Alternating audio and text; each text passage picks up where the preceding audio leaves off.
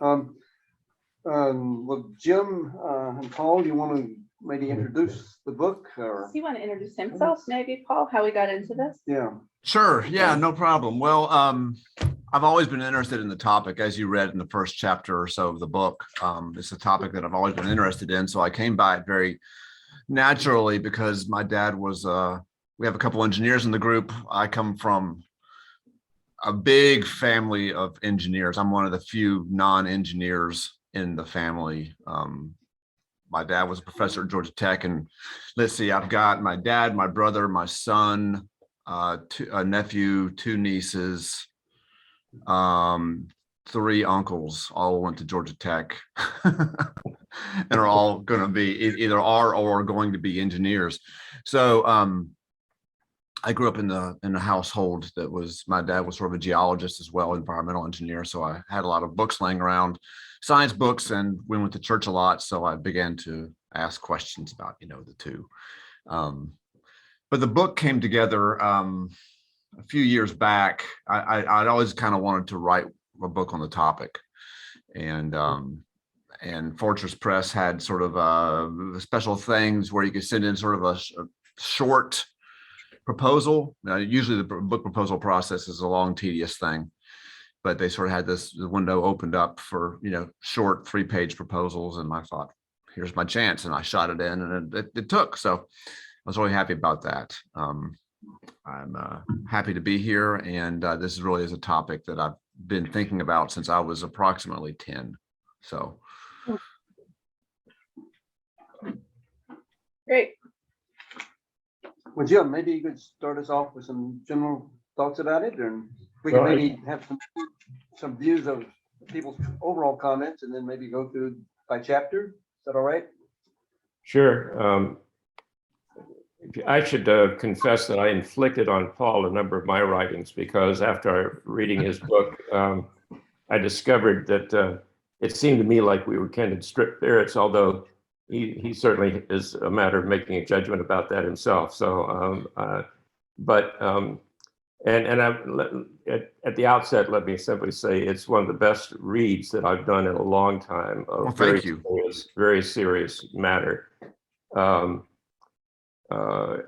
don't know quite who to compare it with, but it did remind me a little bit of the kind of personal writing that you find in Lauren Isley or in Lewis Thomas, both personal and in the scientific at the same time, except in this case it also includes theological matters. And right. I find in particular his critique of classical theism to be spot on in terms of my own thinking about things. And the one place that I think I would, the nuance that I would make slightly about it is that I think that the challenge we have today is not simply classical theism, but because we live in a bifurcated world, a divided world, in which theology, at least within the Christian community, is largely in the context of classical theism, and then people live their lives in the other world. And how one of the ways I described it when I was at Michigan Tech, you could almost always see this. I had my office in a congregation that was adjacent to the administration building of the university, and it was a union congregation, Presbyterian UCC. And you could almost see this happen, that people would come across the street in their lab coats, take them off, hang them up in the hangers in the vestibule of the church, go in and then do all the religious things there, and then come back up, put their lab coats back on, and go across the street again to the lab. I mean, it was almost that kind of a bifurcation, and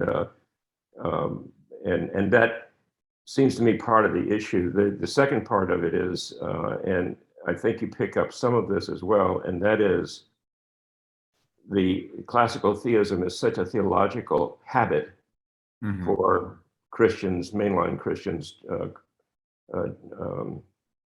Roman Catholics, all the Protestants and so forth, that it's taken as normative, and that and that to say anything else than that in some cases seems to be that that you're speaking a foreign language in trying to talk about something other than that.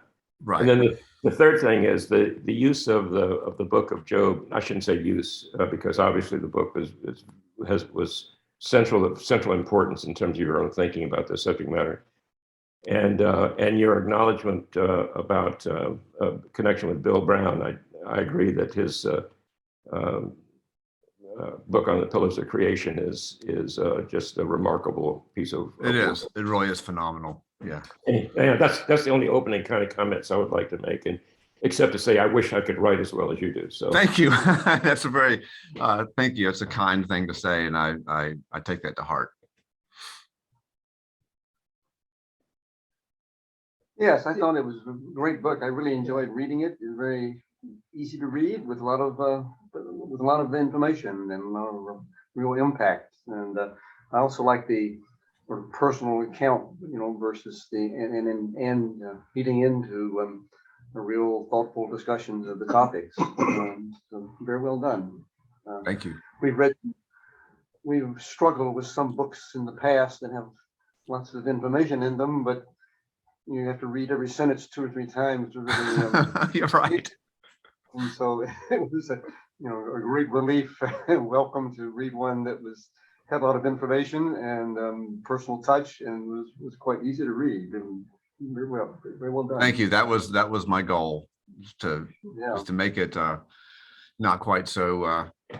I understand what you mean about, I've read plenty of physics textbooks, for example, and you spend an hour on a page sometimes.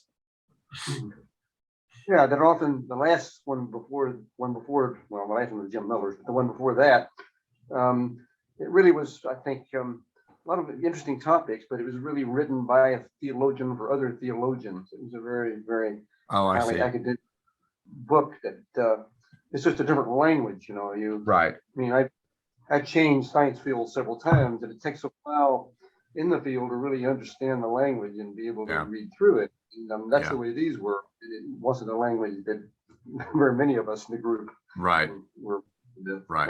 So yours was very, very readable and had a lot of impact, a lot of content. Thank you. Yeah, this is Bob. I thoroughly enjoyed the book as well, and would mimic the comments that both Jim and John made as well, Paul. It was very easy to read through. I did want to mention 2 or 3 items from the book that I found particularly interesting. There were a number of items, but 2 or 3 overall, and maybe 1 or 2 of them you might want to comment on. Sure.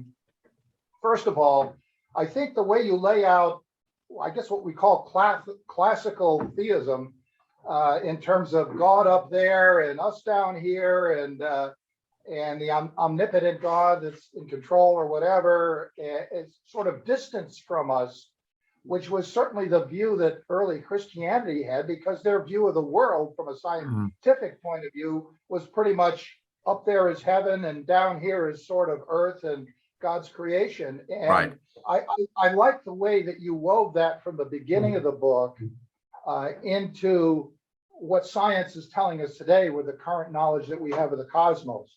I thought that your dealing with Job was quite interesting. What I got out of that is Job was living out the Proverbs. If you're a good person, you'll be rewarded in life, basically, right? And then, but he's not, and he's questioning that. And then I kind of like the way you took with God when he approaches God at the end of the book of Job, and God takes him on, rather than answering his question directly about why me and what is justice, he takes him on this tour through the cosmos. And out of that, what I picked up is your view that instead of God creating out of nothing, that he created out of chaos. Right. And continues to create out of a chaotic world to some extent, or chaotic universe. So that was very interesting to me. Part of the point of that is, and I think I said it in the book, is that it makes creation something that's happening fully, completely right now, all the time, and not something that just happened one time in the past. But creation in the fullest sense of the word is actually happening all the time. Right. Yeah. And you can I would- participate in it fully. Yeah, and I would totally support that. I mean, I agree with you. It reminded me, I was mentioning to John earlier, one of the books a few books that we've read by John Haught, Mhm. he sort of takes that view of continuous evolution, if you will, and the idea of beauty, which also is important in terms of God all around us, as opposed to up there Mhm. and we're down here kind of a thing removed from him. So Right. that was really interesting. One other point I would also mention to you, I got a few others too, but let others kind of chime in. I think it was on page 95. You have an interesting dialogue, if you will, going with Father Kavanaugh, Oh, yeah. with a student that Father Kavanaugh has, and Father Kavanaugh asks the student, if I recall properly, do you believe in God? Right. And the student says, yes, I believe in God. And then Father Kavanaugh starts pressing and says, why do you believe in God? The student doesn't know how to answer. Right. And then you kind of draw a conclusion out of that, or I think you mentioned that Father Kavanaugh goes on to sort of say, well, you should have an answer to that. It's unacceptable not to be able to have an answer. It Yeah. can't be just an answer that my parents believed in God and therefore I believe in God. Right. You have to internalize it yourself. Right. And one of the questions that I had maybe of you, with all due respect, is in reading the book, I think I got a sense, because you put these straw men up and then you kind of discounted them to an extent in terms of, maybe conventional thinking on some of Right. these subjects. Right.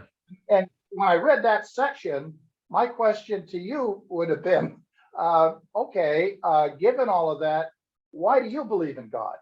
That's a good question. That's a very fair question. Well, I tried to not believe in God for a while and it didn't work out. Let's put it that way.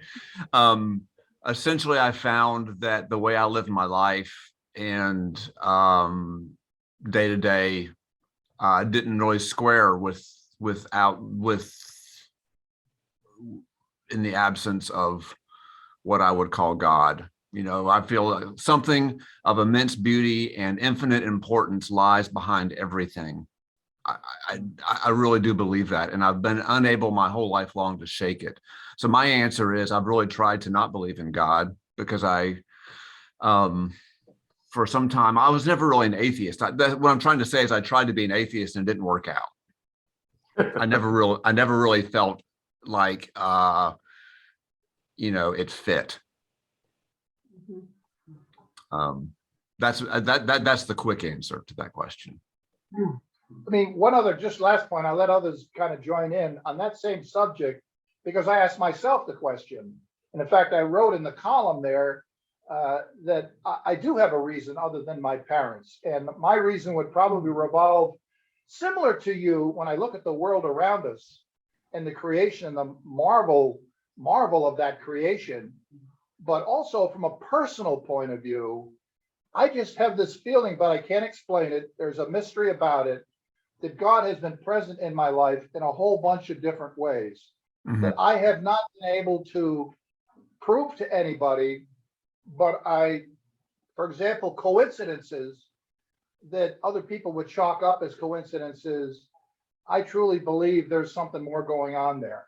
Right. And just things that have happened and things in my personal life, aside from the fact that my parents were very religious, didn't believe in God, as growing up similar to you, I went to church, but I'm not sure I had the same deep understanding of God's involvement with me personally when I was a young age than now. I'm sort of retired, looking back and looking forward. I have a different perspective. Anyway, right. Just throw that.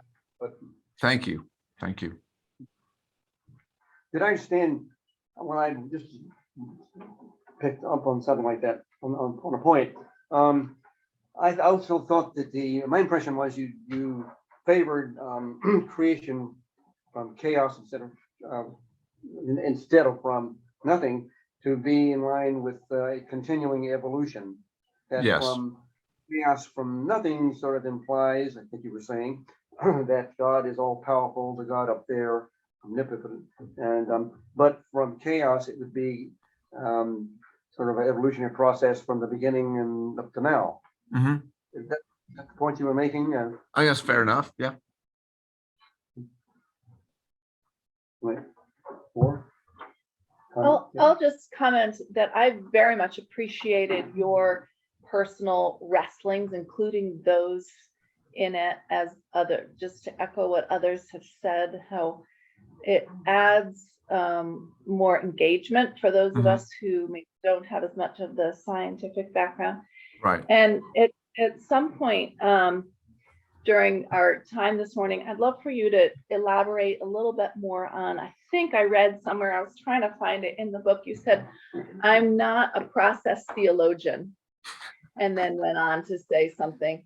And in our gatherings, we have had some who say, I am a process theologian. Uh-huh. And I'm trying to help myself and others sort of make that distinction. What does that mean Right. when someone says, I am a process Yeah. theologian? Not a Yeah. theologian? We've worked on it for some time, I'd say, and still don't know the answer. I think that, it's really funny. I might be one now. I mean, I wrote this book, I don't know, 6-7 years ago, but it's really funny because my editor just gave me such a hard time about that footnote. He thought it was really funny because he's like, Paul, you're a process theologian. I don't know why you're saying you're not. Please just give up and submit to reality, basically. But I at the time when I wrote this, and maybe even so now, I just never felt quite like I could fall all the way headlong into process theology. There's something about it, and maybe it's maybe part of me still is attached to the classical theism. I don't know, because that's what I grew up with, and maybe it's a purely emotional,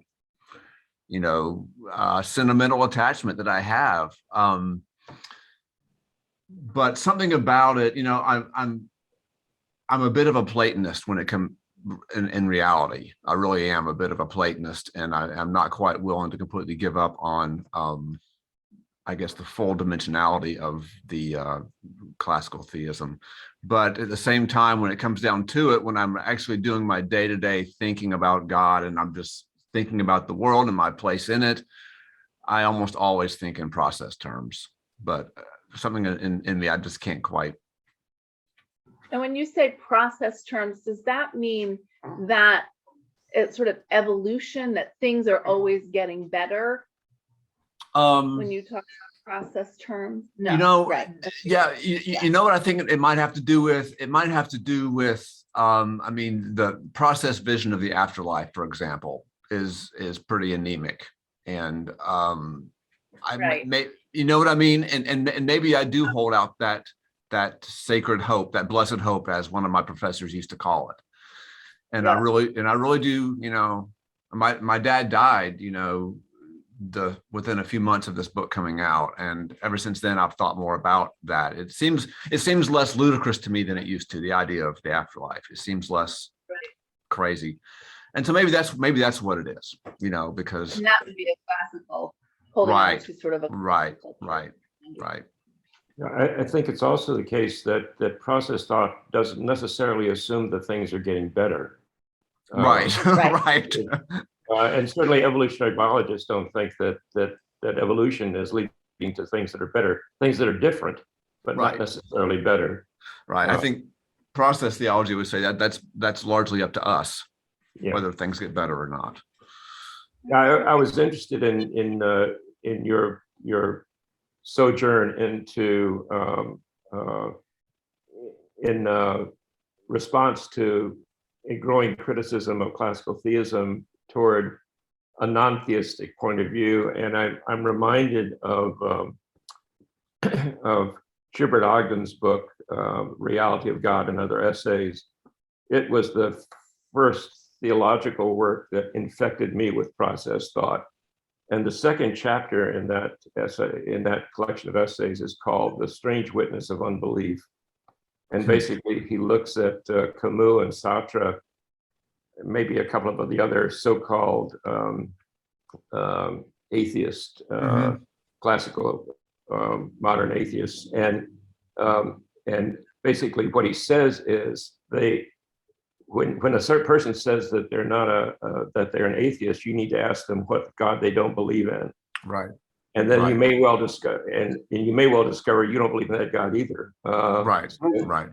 And I think that's the challenge of the critique of classical theism, because it's so prevalent. It sounds that if you don't accept that somehow you can't believe in God at all. And Yeah. that's the case. Yeah, I once read one of the books I read in seminary was written by a fellow who was talking about something similar to that. He said basically he was on a radio show and he made a bet. No, it was a public in-person event, and he made a bet with the audience. He said, if you're an atheist, tell me why you're an atheist, and I'll tell you what religious system you grew up in that you're rejecting without you telling me what religious system that was. He said he took note. He said, I'd buy you a beer afterwards if I'm not able to. And anyway, it was funny because there is a inverted sort of relationship there. Right. But I do want to say this too about getting back to the question about my belief in God. And what I did find out, you mentioned atheism, and this reminded me of this, is that irony is a good thing in life, right? Irony is in literature and in life, irony is a good thing in small doses. But I find that when I tried to not believe in God, it's like every breath that I took felt ironic. And you can't just have a whole meal out of it's like pepper, like on your eggs or something. You just need a little bit of it. But it was just too much iron. I couldn't keep it up. Yeah, that's really interesting. Can I? Paul? Sure.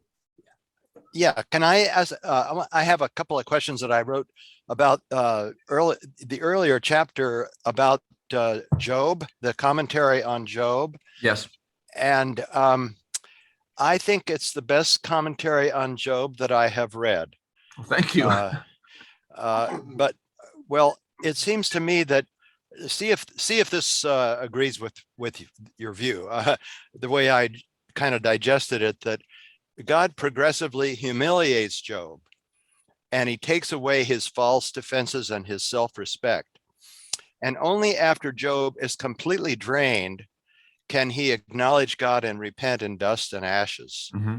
Right? Mm-hmm. Now, although you don't develop it here, I think this passage provides the most satisfactory answer we have to the question of theodicy. If God is almighty and good, why do evil things happen, bad things happen? The common answers that we've heard are that God is not really almighty, but his power is limited, or he doesn't know what will happen, so he's surprised by the future, or he's testing us, or he's punishing us for our sins. And I think all of these answers are arrogant. They assume that we deserve better, that we are the center of God's concerns. But perhaps we're on the periphery of God's work in creation. Right. Yes, there's a Bible verse in Isaiah that says God intended the earth to be inhabited, right, but not only by humans. Sometimes we just get in the way. And so is that a valid understanding of your commentary? Yeah, I think so. And I do think that we may be peripheral in some cosmic scale, but I think on the earth, I do think something different is going on with human beings than is going on with other animals. I think if somebody came down from Mars or some other galaxy and landed on our planet and made a survey of all the species, I think that this person would say, or this creature would say, there's something going on with this particular species that is not happening with the other ones. I do think there is something happening. But I do think that self-obsession and arrogance do play a large part of our trouble. And the idea that we somehow deserve, and I don't mean that we deserve punishment, because I don't think we deserve punishment, but I also am not sure that we deserve to be as important. I don't know if deserve is the right word, but I just don't think that we are the end all be all that we tend to think that we are. Yeah. That we are in many respects, not in every respect, but in many respects. I had this therapist a while back who one time gave me some wisdom. He said, I was moaning on about something in my life that was going wrong. And he said, Paul, if you take all the people in the world and line them all up, you'll be in there somewhere. Yeah. And he was trying to get at the idea of humility, right? And I think that human beings as a species could use a little dose of that also. When you line up all the species that have ever lived on the planet for the last so many millions of years, we are in there somewhere. And we need to see that we are just, in many respects, we are just a member of a family of creatures, and we need to think of ourselves that way. Thank you. I have a follow-up question, if I may, from that. Going to the where you talked a lot about ex nihilo creation, and again, it seems here that you don't like that idea, and you want to reserve some autonomy from God and some self-respect, and you're bringing back some of that humiliation that was in the Job commentary, so that you're trying to bring back some of that and reserve some pre-existing chaos before the creation. I just don't know how that matches up with the Job commentary. Oh, you mean just how ex nihilo connects with Job? Yeah, if I could oversimplify it, Yeah. I think you're kind of saying, on the one hand, we have nothing but to repent in dust and ashes before this Creator and all of the powerful things He's created. But on the other hand, we want to reserve some right to our own self-control and not give it all to create. Right. I don't have a clear answer for you. That's a question that believe it or not, after having written this book for a number of years and having had talked about it many times, that has never really occurred to me before. So I don't have a helpful or even suggestive answer to that. Okay, that's an honest answer. Yeah, it's totally honest. Thank you. Or if I do, it's flown out the window and won't return until 3 a.m. tonight when I'm laying in bed, and it flies back into my head, and then I sit up in bed and I remember it. But well, there is that passage in Scripture which I'm not going to be able to locate, that we live and move and have our being in God. It may well be that one way to think of this is that the chaos is in God as well, and so it's not something separate from God. So it's not as though there is God and then there's chaos, but there's God. Right. And that chaos, that wildness, that unpredictability, that is all within the divine itself. Right. Yeah, I would not say that chaos existed independently of God ever. I would not say that. I would say that it wasn't like all this chaos existed and then God came along and said, "Hey, I think I'll pick this up and make something out of it." Right. Okay. That's a good point. Maybe we could ask for other comments to Gene. Doug's got his hand raised. Doug. We were talking a few minutes ago about ongoing evolution, where things are headed and so forth. I wanted to ask about the notion of redemption in sort of traditional Christianity, the idea that individuals need a savior, that the world is fallen or broken or in trouble and needs to be redeemed. And the idea being that that's where we're headed, a redeemed world with God and humanity united in some sense. I was just wondering if those ideas had any fit at all with the way of thinking about God that you're describing. Yeah, that is an issue. That's a fairly significant theological issue that comes up when you start thinking about topics like this. because the traditional sort of understanding of, say, of Genesis 3 there, with the fall and all that, the sort of sense of rebellion against God and all that, and then the need for redemption that comes from that. I'll just be frank and say I don't think of it in those terms usually. I don't think of Genesis in those terms. I think of it more, right or wrong. I think of it more in terms of kind of a coming of age story more than anything else. I still think we do need redemption. We need to be saved from ourselves and from our sins, to be frank. Just think of the 7 deadly sins. We all need that. We all need to be saved from that. But I don't, in my own thinking, it doesn't really matter so much that things were perfect at one point and then we lost it. I think that we can be in need of that salvation, need of that redemption, quite apart from that interpretation of Genesis, that traditional interpretation of Genesis. Yeah, I like your little story from one of the young Earth creationists about the bumblebees wouldn't have had a sting.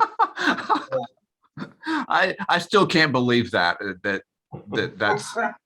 and I really don't like making a habit out of mocking people at all. But that idea to me is it just shows just so how far apart people can think about the same thing. It's unbelievable.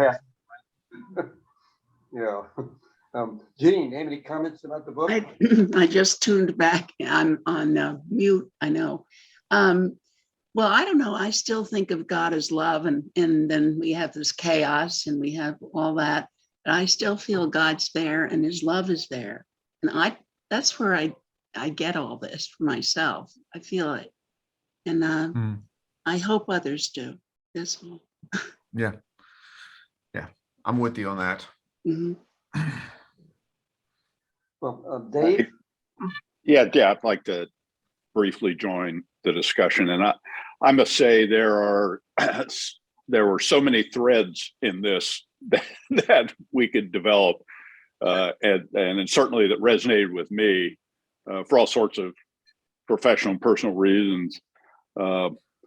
I just, as background, I too was raised as a Methodist by believing parents, and probably never had any reason not to believe, for a long time. Was educated by Quakers, who, while they fed you wonderful intellectual science, they reflected back on you and said, you're going to have to look within yourself to figure out your own spirituality. Excellent. So and I noticed, and by the way, one of your colleagues there, former colleagues at Agnes Scott, Elaine Meyer-Lee, was a great graduate of Earlham, with whom I've had discussions about how does a small liberal arts college thrive in today's world. But that's a separate thread, and somehow landed eventually in the reformist world of Presbyterians, very comfortably so, I must say. The theological world of the Reformed tradition, I thought, yeah, this works. Mm-hmm. And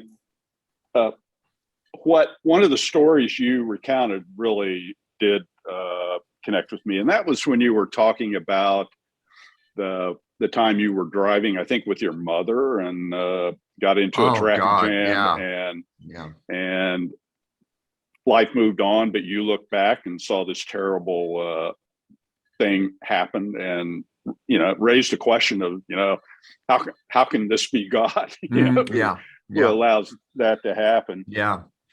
And I personally had my own sort of wake up call with the death of my wife after serious illness, and watching her unwavering belief to the very end began to make me ask, how'd that work? How did you do that? And do I have that kind of unwavering belief? And I've kind of been dealing with that since. And the way we study in this group is very helpful. Frankly, it's very helpful because of the things we try to tackle: nature of creation, the nature of evolution,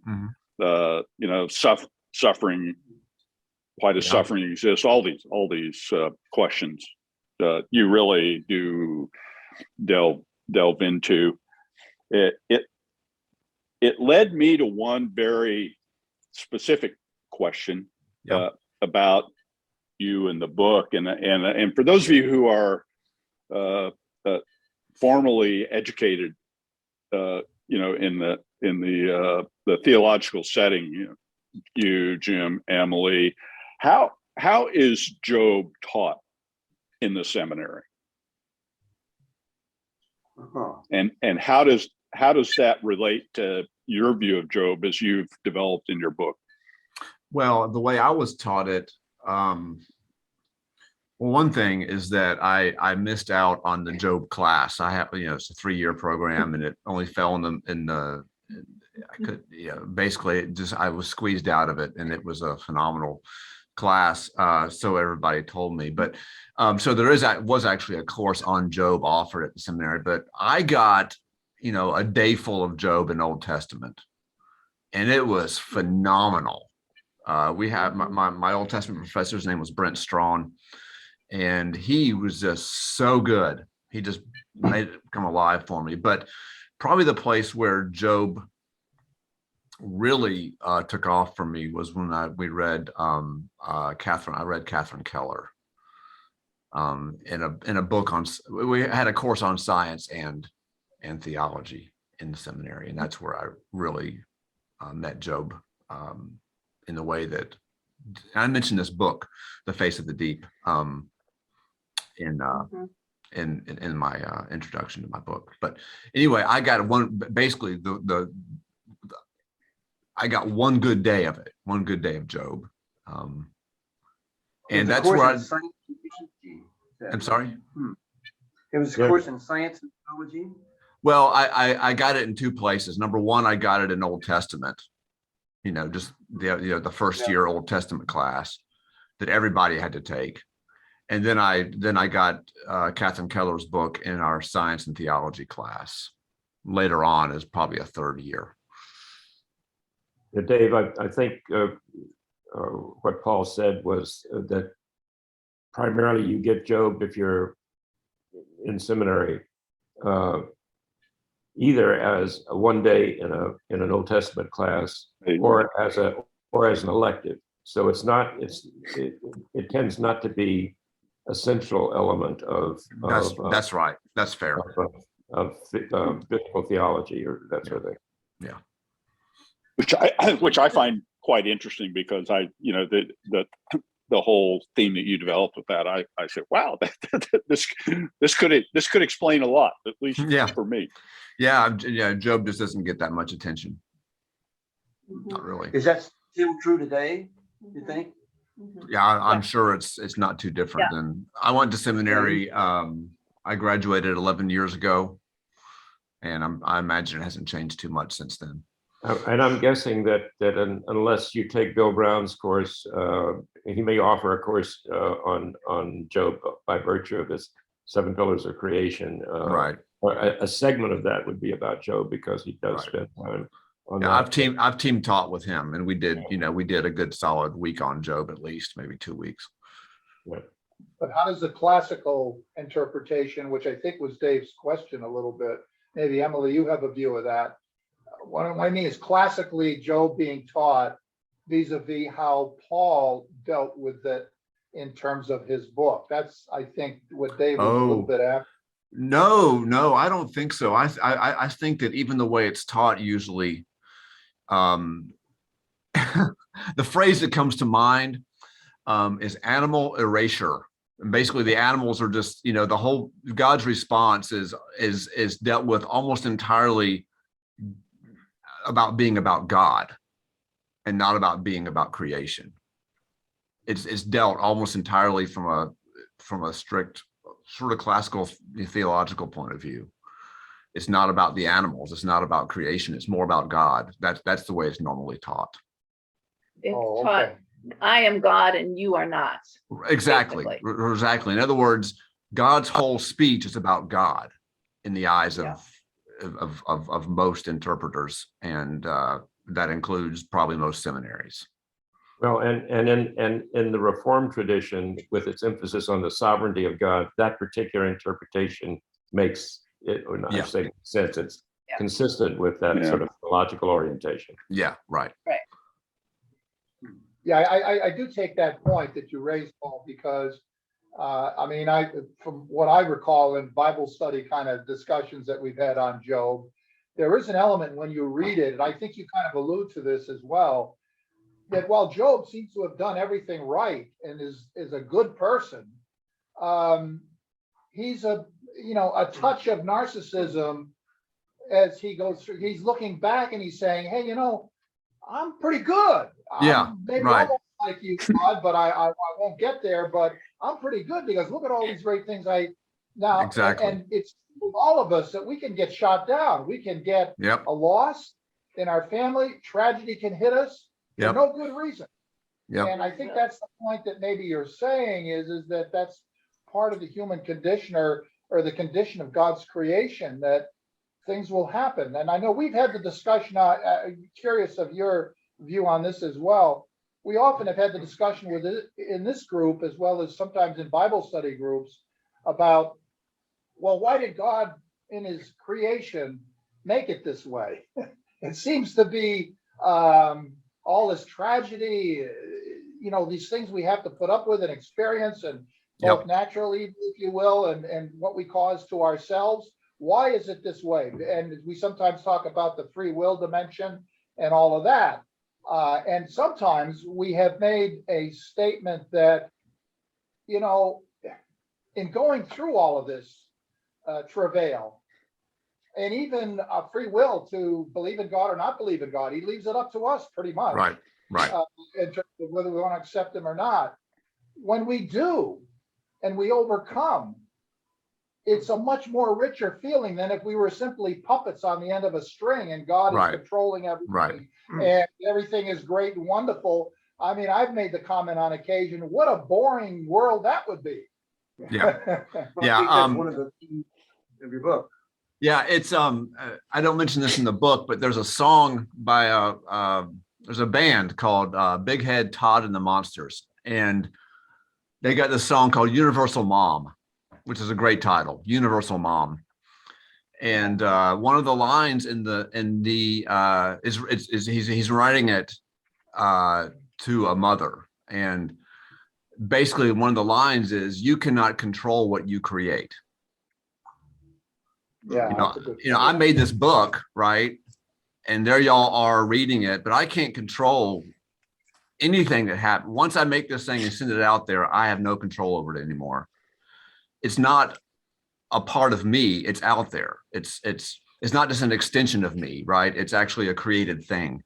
And so I feel the same way pretty much about God, is that God, true creation is not just extension, right? We're not just an extension of God.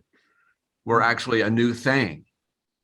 And we are in some senses just a little bit apart from God. We are not just extensions of God.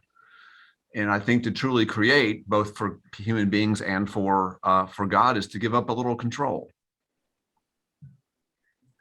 Which our God seems to be in the business of, because in the incarnation and so forth, talk about giving up a little control. I feel like that's what that is. Can you talk a bit about how you came to pull together chapter 8 and the evolution of Jesus? You put a wrapper on him that I have not. You know what? The hovercraft Jesus. I mean, I'm really fascinated by how you came to write that chapter. Well, part of it has to do with Luke Timothy Johnson, who coined that phrase for me, hovercraft Jesus. I just love that phrase. But I'll tell you, Dave, I almost pulled that chapter because I felt really unsure about putting that out there. I felt like maybe I had touched on something that I wasn't comfortable with, and that maybe people were going to ask me about it. And I'm okay with it now. I accepted it and, gave up control, as I was just saying. I don't know how I came to that, other than I grew up with this idea of Jesus as being almost really just like a superhero. I really did think of Jesus as not really being like us. Like there's no possible way that you or I could be like Jesus. And that Jesus's role, I was sort of brought up to believe, was for when God looks at us, God would see Jesus, because Jesus is good and we're not. And so when God looks at us, because of what Jesus did on the cross, God will see Jesus. And it just seems so otherworldly and so superhero-like. And as I grew up and I began to read about, I began to read more creative and richer, and I think more theologically interesting accounts of who Jesus was. I began to see that my upbringing gave me a picture of Jesus that was fully disappointing and not helpful to me at all. Yeah, I thought that was a very interesting chapter too. We were asking for general comments. Kay, you had any general comments about the book? And then John? I was wandering around in Wikipedia. I noticed you have several other books. How has your theology developed since you wrote this one? Gosh, that's a good question. How's it has become probably even more so than it was, more like this book than it was at the time. I have, my dad died, like I said, in 2016, the year this book came out, just a few months after it came out. And my dad, when he raised us, took us camping a lot, took us outside a lot, hiking, boating, and so forth. And ever since he died, I have found a almost insatiable appetite for going outside and spending time hiking. And I'm a birder, so I do a lot of birding, and that has exploded since Dad has died. So I've actually been even more prone than I was 6 or 7 years ago to find God, to encounter God, not even in astronomy or in a cosmic sense, but just sort of just in at the local nature preserve. It's become, in a sense, God has become much more concrete for me, even than God was, 6 or 7 years ago. Much more present, much more in this world, much less intellectual, and much more just what's outside the window. Okay. Thank you. John Klaus, any general comments? I don't. No. You I've been intrigued by your background. I was raised in the South in a Southern Baptist town, and although I was a Presbyterian, but we were the real outsiders in the town. Yeah, I bet. And my background is physics, and so I'm kind of intrigued how you put all this together as a Southern Baptist. And I think you teach in a women's college. That's right. I guess, and you teach seminary, and that's quite a combination. It is. It fits together for me. I'm also these days, for the last few years, I've been a part-time pastor for adult education at a Baptist church here, just real close to the college here in Decatur. And I don't have any theological or scientific issues, going from the college to the church and back. That really is fairly seamless, as far as my theology and my understanding of science and love of science go. It is a little bit mentally difficult to keep up with the two jobs that are so different, but yeah, my upbringing has been such that for whatever reason, I find that the theological and the scientific are just two expressions of the same fundamental, I guess, wonder, or wonder maybe be the best word, that human beings, that we just naturally have. I find that it's basically to be connected at that level of wonder and of mystery is a little bit of a overused hackneyed term, but that I think that's fair also. Going back to Job for a minute, in reading your your discussion of the postlude of Job, I'm reminded the fact that often scientific discovery doesn't occur because there's new data, but because people see old data in a new way.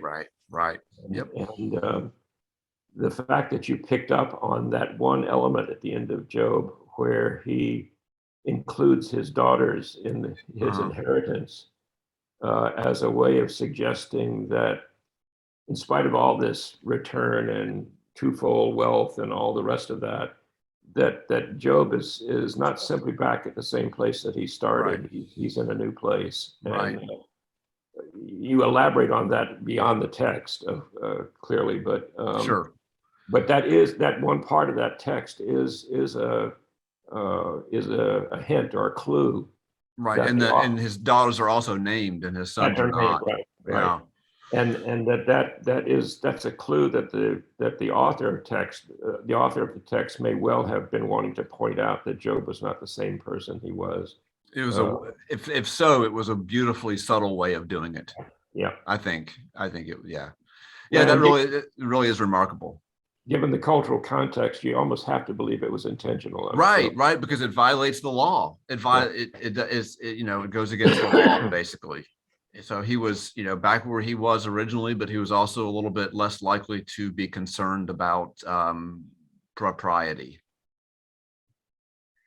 And just to follow up on that Job comment, the way, and getting back to David's question from Job a while ago, the way that I learned about Job was not in seminary, similar to you. It was maybe referenced in wisdom literature in the Old Testament class with Dr. Miller.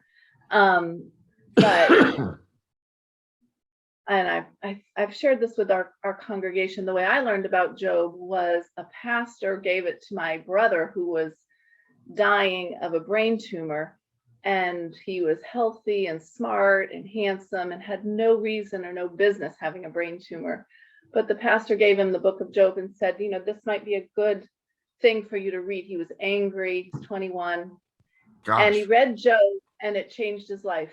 Really? Because it helped him to see it's nothing he did necessarily to cause this, to get this tumor and be cut off from everything he loved, but that God was still with him nonetheless. And it caused in his life a transformation, of spiritual transformation, of deeper understanding of who God is. So that's that was my introduction to the book of Job. And it was a way that book has had actual power in a young person's life for sort of spiritual transformation. That's a great story. And, we really do put aside books like Job and Ecclesiastes at our peril because, I was raised in a Baptist church, and, the church I was raised in, unlike the one I'm in now, Ash Wednesday wasn't a thing. Good Friday wasn't a thing. There was never any true acknowledgement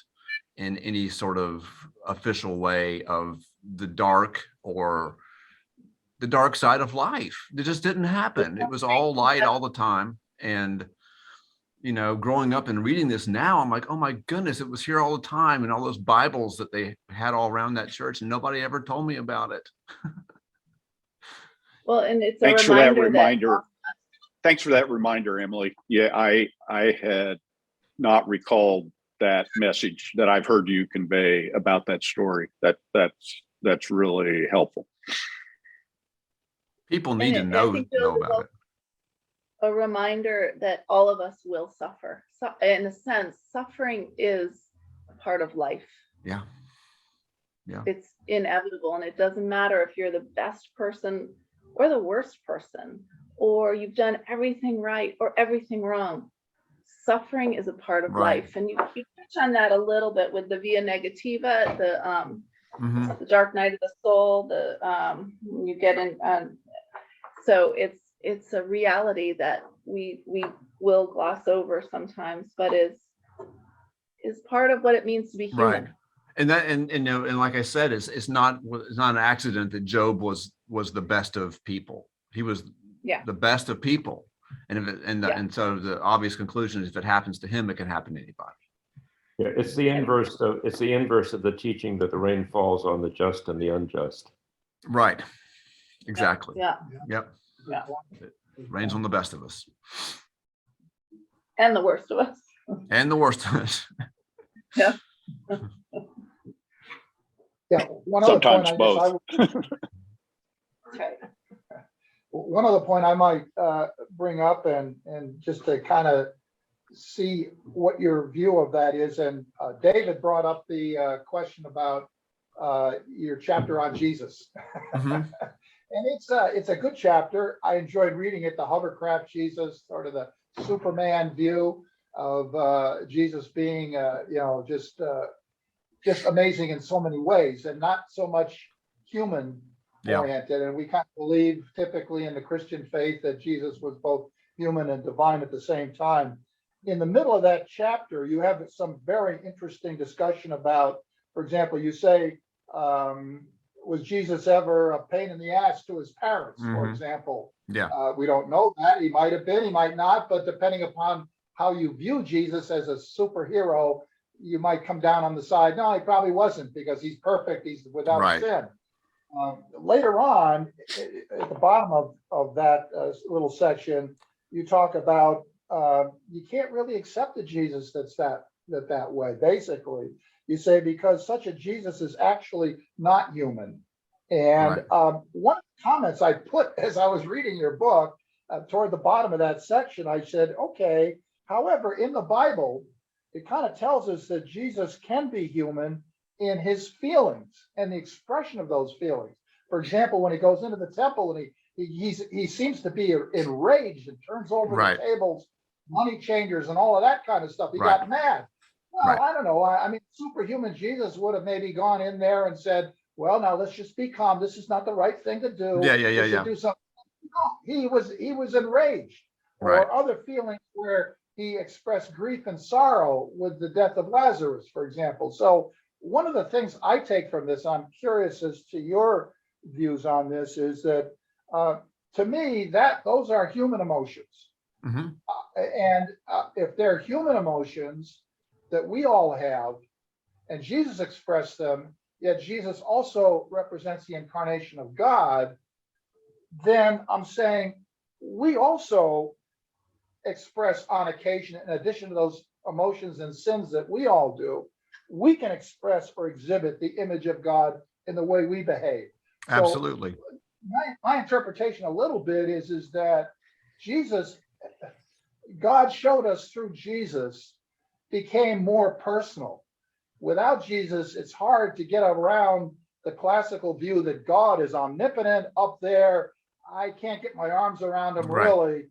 But with Jesus, I can say, yeah, I'm a sinful person, but God created me and said it was good in the beginning, as well as the whole creation was good. And therefore, I have a chance. Right. I'm curious to your view on that. Yeah.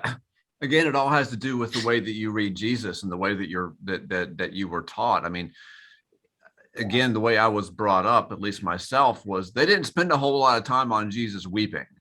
They didn't spend a whole lot of time on Jesus getting upset and flipping the tables. What I didn't get much of that in the same way I didn't get much Job. I didn't get that was sort of overlooked a little bit. But yeah, I completely agree with you that I think, and this is kind of what I was getting at. Sometimes we put up way too much of a barrier between us and Jesus and think that he was so different from us in kind that we could never actually be like him. Therefore, we don't really have to actually take that seriously, his call to follow him and be like him. But if that wall is brought down, the wall between us and Jesus, if we do see him as truly human, then all of a sudden we understand that we can follow Jesus and we can be like that, and that we can be, and we too can be an expression of God's love for the world. Yeah. But as long as we keep a distance from Jesus and think of Jesus as some kind of superhero, then we're off the hook. We don't have to really take that seriously. I want to identify two biblical examples of Jesus' misbehavior. One, he was a pain in the ass for his parents, because when he stayed in the temple and they got Right. 2 days away on the way home and discovered he wasn't there, And I'm sure they were just as angry about that as I would have been. absolutely. Yeah. And of course, that's never preached on that way. That's always preached on how wise Jesus was and being Right. engaged Right. in the temple. And why didn't his parents understand, kind of thing. Yeah. The other is his encounter with a Syro-Phoenician woman. He exhibits racial prejudice or cultural prejudice because he calls her a dog. Right. And I don't think that often gets preached on as though he's testing her. It wasn't a test. She was testing him, as a matter of fact. And it's her humble response back to him that indicts him, and he changes his response to her then. And that seems to me to be the case. And the other thing I wanted to ask is, have you ever read, and you probably have, but have you ever read Nikos Kotzenzakis' The Last Temptation of Christ? No, but I have read excerpts from it. I've read the chapter, I think, of his temptation in the desert, of sort of the central scene, I think, when he was in the desert and being tempted by Satan. I have read that. Yeah, the Last Temptation, I read it when I was in college, and it's the first book that I ever read that gave me a headache reading it. It's so intense, and they did make a major motion picture out of it, which is it's okay, and it was shocking to the people who saw it, but it's not nearly as provocative as the novel is. In fact, the novel is provocative enough that the Orthodox Church excommunicated Kotzenzakis having written it. I didn't realize that. I remember the big flap about the movie when it came out. But the book is really very, very powerful, and in terms of a dark side, it kind of gives the Jesus biography in a dark light, and so you might find it interesting to actually read the whole thing. Yeah, I would like to. Yeah. Is it a full length, like 200? It's a full length. It's a full length novel. Yeah. Okay. Yeah. Paul, Yes. I would like to ask you something about your work. Sure. As an astrophysicist, we have some scientists here, and I appreciate the way you emphasize that this book is a personal book. And I like when scientists admit that they are actually people. It doesn't happen very often. Yeah. So share what's exciting to you right now in the work that's going on. We just heard yesterday that the James Webb telescope seems to be working okay at this point, and we're excited about that. So what are you thinking about? Yeah, I think that's exciting. I guess they've unfurled the mirrors, and they've got a few months of making sure all the detectors are working right, and it's in location, and it's probably going to start taking images in the summer.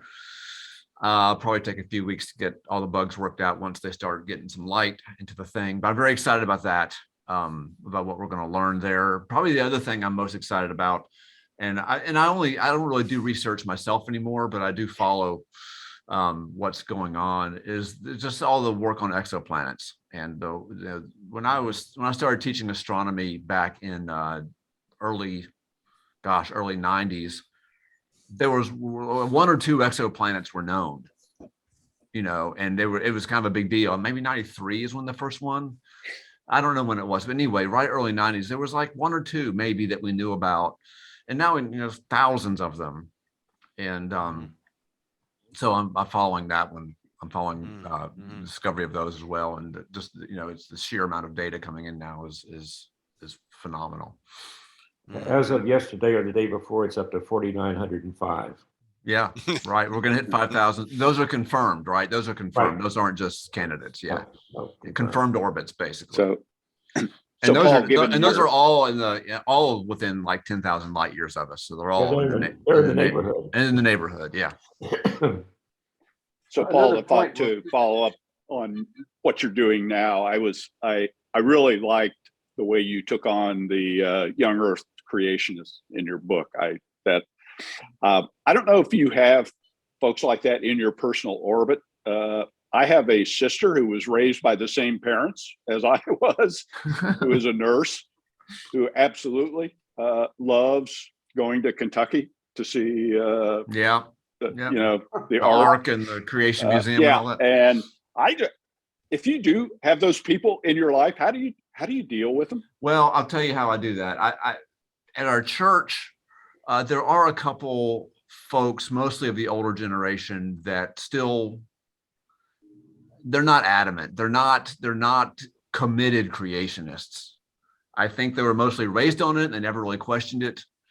But I have dealt with plenty of times in my speaking and writing life. I have dealt plenty of times with creationists, and the way I do it, at least when I meet one face to face or when I have like an online interaction with one, right or wrong, I treat it first as a pastoral job and only secondly as a intellectual job.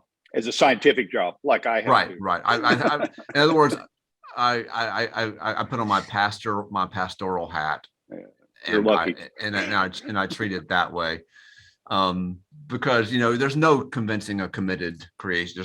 There's no committing. So all you can do is get to know them personally and try to see what makes them tick. And I mean, I'm also called on to tell them where I disagree. I'm not saying that I sweep that under the rug. I think they know where I'm coming from. And I bring all my knowledge about the problem to bear, but I don't just hit them with it. I really try to put that second or third and put them as people in their lives first. And that's worked pretty well for me. This is sort of recalls the story of Galileo, of course, when he was, I guess, called before the Inquisition and in Rome because of his book, and was forced to recant and say, no, that's all wrong.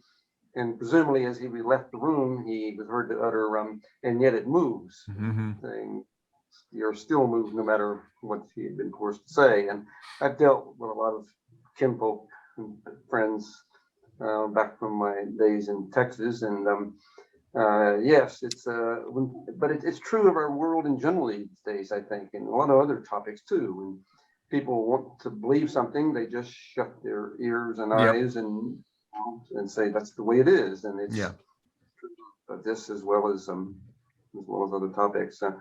I wanted to ask you, you pick on Homo habilis several times, and wondered what you had any thoughts about evolution and the big picture of going from more simple organisms to primates and on to sort of pre-humans. Any questions about development of the soul and morality and what are your general thoughts? The question of the soul is a good one, and what I don't do, and again, I realize that I'm probably a majority of Christians would disagree with me, is that I don't really think that there was a moment when God reached in and basically touched us and said, okay, now there's a soul.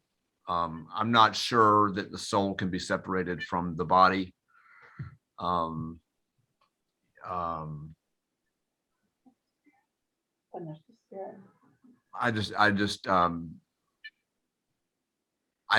I believe in the soul, but I don't believe that it's necessarily sort of a disembodied kind of thing. I think it's embodied. I think one can argue that the soul, as it's often commonly understood in contemporary Christianity, is a product of the Platonic heritage by way of Aristotle, Yeah.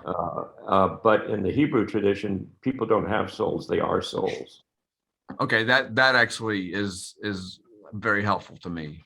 I would put myself. I like the way that's been put. Yeah, I never thought of it that way.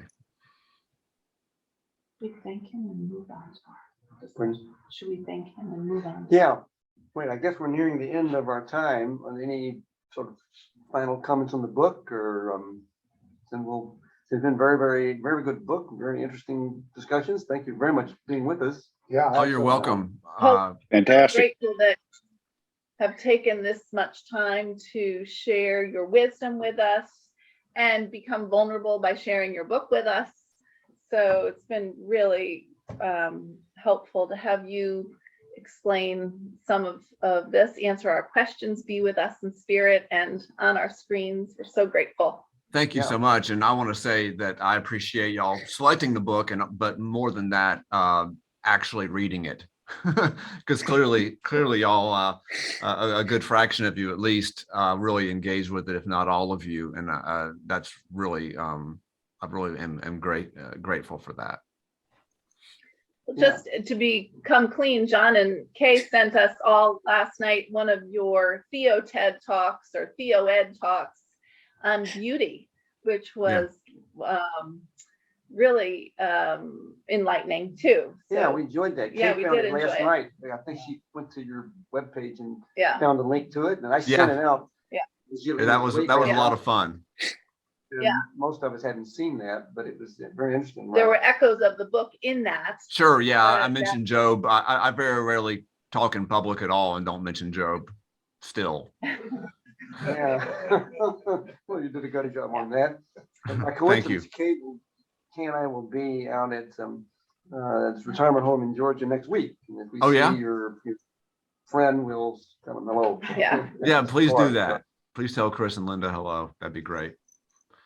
So our next book. So we can excuse if he does. He might not want to stay for the discussion. Yeah, Paul, if you want to stay, month. you're welcome to stay and join us. But we're going to talk about the Great Partnership next month and when figure out what we're going to be doing with that. So. All right. Well, y'all have a great Saturday.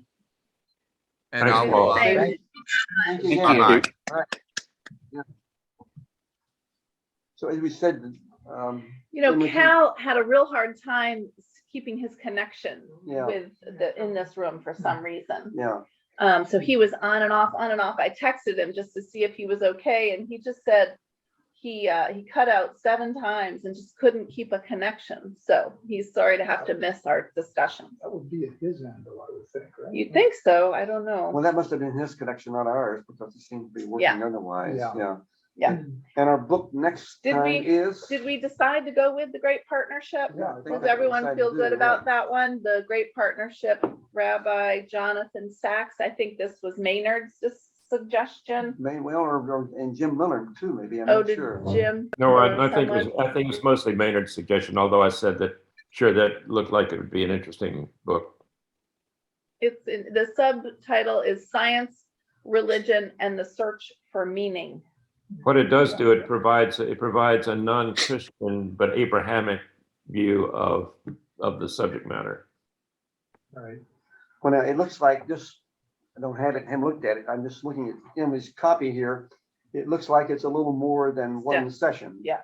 So are there chapters? What do you suggest we do, Emily? Well, we've got part 1, part 2, and part 3. It looks like part 1 is God and the Search for Meaning, and the meaning-seeking animal, in 2 minds, diverging paths, finding God. That's 78 pages. That might be kind of intense. Yeah, that's a lot for next month. Well, I'm not sure. I mean, I was going to say maybe 40. Do part where you want to add that. Yeah. How many pages in the whole book? It's 351. In Maynard's message, in Maynard's message, it said he wouldn't be around for the meeting, wouldn't be available for the meeting in March. Does that affect our decisions? Is there something else that people wanted to read? Do we feel like we've exhausted the stars beneath us? Yeah, I feel like we have to. I just wanted to make sure I didn't want to cut that off. We could, of course. Well, I did Emily, yeah, I did send, I think, John, I sent you a suggested book on cosmology earlier by Vainen, a Finnish author. I don't know if you recall that, but I do recall it, yeah. I had hoped on this. I really liked Paul Wallace's book, but I really had hoped to get a little more into cosmology itself, because there are so many fascinating new discoveries and ideas there that I think we could dwell on that further. And that's just one suggestion I had. Paul, is that a book that could be handled in one session, or would we need multiple sessions, you Yeah, think? Well, it's ahead. not a really long book, but it does cover a lot of topics, and it's broken into several chapters. I just have it on my Kindle, but I'll send the link The author, around. Paul? Yeah, Who's the author? it's his name is Ole-Pekka Väinön. Let me see if I can pull it up on Kindle, and I'll mention it. I'll tell you here. Let's see.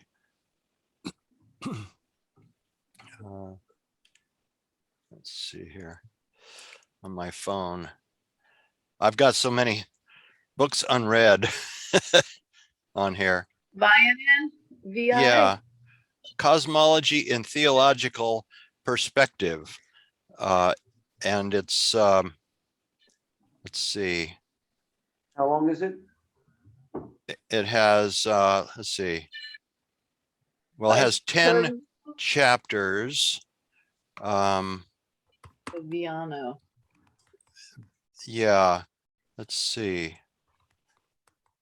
It's hard for me to tell how many pages it has because I just have it in Kindle. It says 224 pages. okay. So yeah, might be a couple of sessions at least. We could skip it and just do it later, but it's just one that I thought was a pretty good perspective on cosmology, and it's pretty up to date. Well, one of the things I was going to say, one of the things we didn't do, and I think Paul, you were trying to do this, was draw out the other Paul's discussions about cosmology, which are included in here. He doesn't call it the anthropic principle, but he talks around that, and does talk about other things that would be related to cosmology, many worlds, and that sort of thing. In Jonathan Sachs' book? And fine tuning. So okay. But it does seem to me that maybe doing one that sort of begins from the science side rather than sort of the theological side would be worth doing, particularly if the scientific discussion is relatively contemporary. So we're because a lot of that is very live right now in terms of kind of creative ferment in terms of the theoretical work that's being done. That's right. That's what I wanted to try to delve into at some point. Suggestions. We had a list. I keep getting it here of several books. One was this next book. That's what we said next. But then there were two others after that that people had suggested, and one was one that John Klaus had suggested, and we had another one. Wish I brought the printout of that. If you can get one of the messages I sent out recently about our meeting, it lists other books below. Maybe a couple of messages back. Yeah, the book that I suggested, and I don't remember the name of it, but it's on evolution. It's really a good book on evolution. It was called Some Assembly Required. Some Assembly Required, yes. Yeah, we put that on our list, did we not? That's on the list, right? So I think we put 2 or 3. I'm trying to look for your email also. Yeah, if you'll find the emails sent out. Not the last one didn't have the other books, but the one before that or 2 before that had the list of books for the future, and it I think had the one that Paul mentioned. I meant to put it on there at least.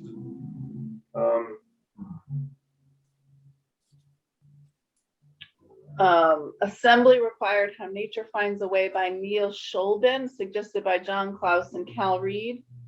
You have on here Stars Beneath Us, Finding God and Evolution, February 12th. Future books, The Great Partnership, Then Others, Assembly Required, and The Evolution of Adam by Peter Enns, suggested by Doug Dunlop. Those were the 4 we had on our list. So in your email on February 1, those are you had Stars Beneath Us, February 12, The Great Partnership, March 12, and then you had Others, Assembly Required, and Evolution of Adam. Right.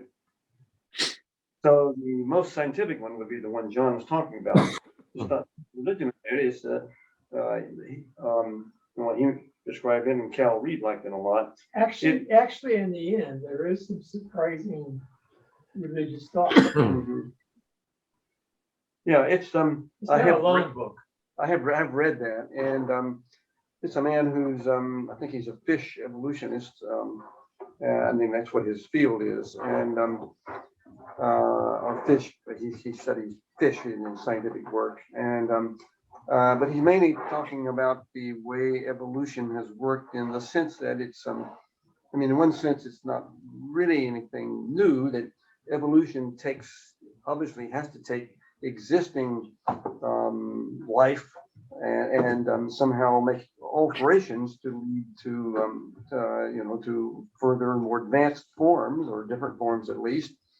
Anywhere looking at the and this gets into a question that some anti-evolutionists would use.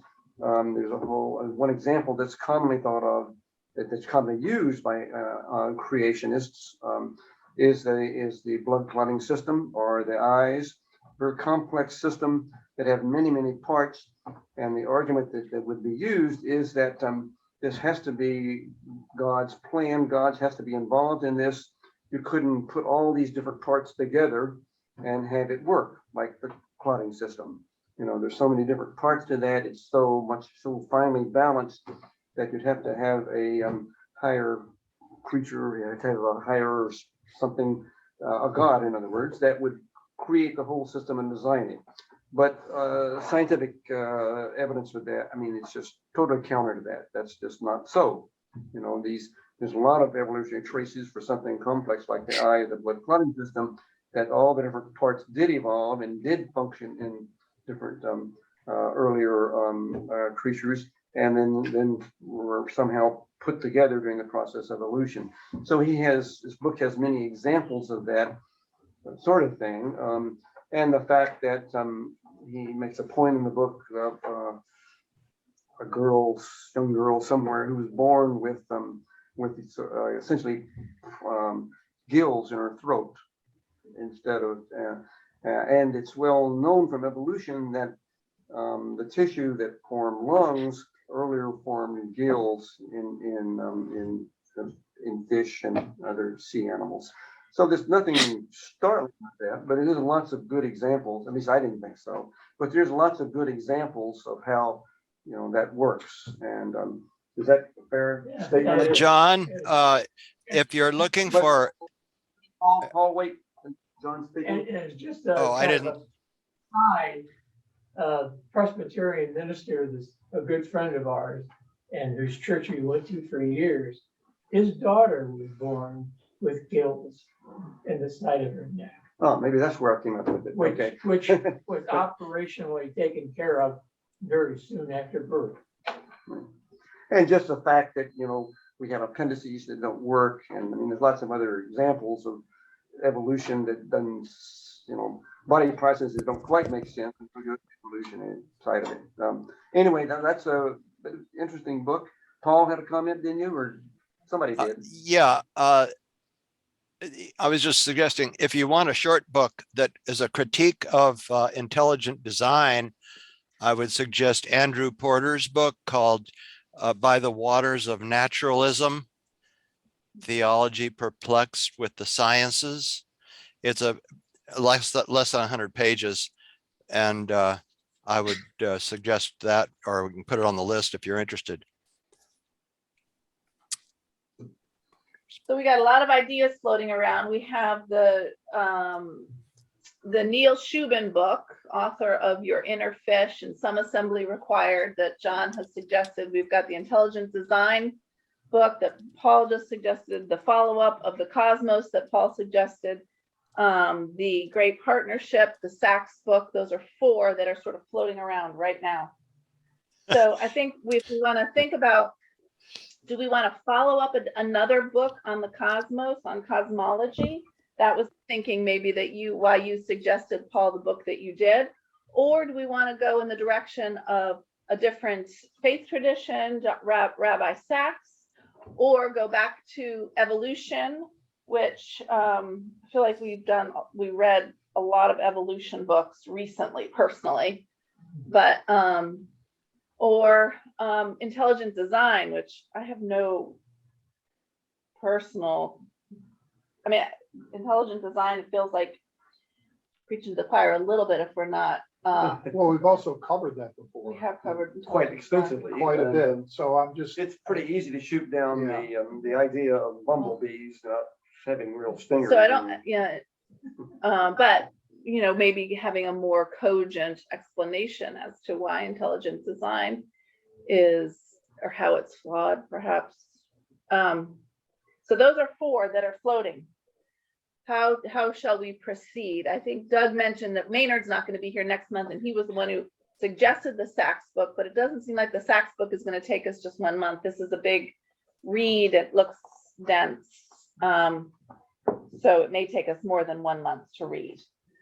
So you read the Sachs book for the next 3 months, say, do the 3 parts, part 1, 2, 3, and that would take us February, March through the spring, and then pick up Shubin in the fall. Yeah. And I would personally like to do the cosmology follow-up. I feel like that's a place where we've kind of touched lightly on it, in a few different readings, but a good current in-depth discussion of that would be great. I'm not sure it has to be done next month, but I would definitely like to get that on the list. I'm kind of feeling, and maybe not everyone agrees, but I'm sort of in a place where evolution is settled science, and the question is, how do you deal with it? Well, the portion of Paul Wallace's book that we really didn't talk about at all was the part that dealt with cosmology. And no, it's true. So he doesn't do that it's not a whole lot on cosmology. I mean, Yeah, that's true. if we want to go back and follow up on a cosmology discussion, the book that Paul suggested is called Cosmology and Theological Perspective. Looks like he's a Finnish, Olli-Pekka Vianjo. He's at the University of Helsinki. This book was written in 2018. It explores questions concerning the place and significance of humans in the cosmos. sounds good. I'll tell you, I kind of mimic what David just said. I would probably prefer at this point, I want to do the Sachs book because I think it's an area we have not, an interpretation we've not visited at all before, quite frankly. But I'd like the cosmology book, and it would seem to fit with what we've just read and allow us to go into a little bit more detail on the cosmology side. So I kind of agree with David, and maybe do that one next that Paul suggested, and do the Sachs book following that. And we can look at the book John suggested maybe after that. Is that okay with everybody? How long is that book? I mean, how many sessions will it be?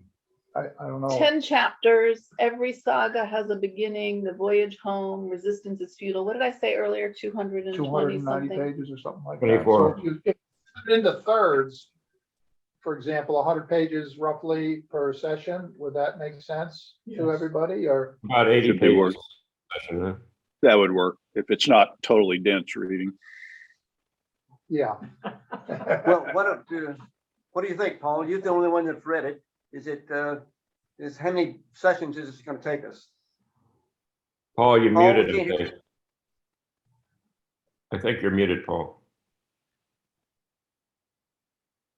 Yeah, Paul, we can't hear you. No, Paul, is, He's got his deck out. Paul is out, I'm afraid. Put your discussion in the chat. We can see Well, it okay, there. we'll have to decide, maybe we can decide Let me that stop. later. How do we think he would vote?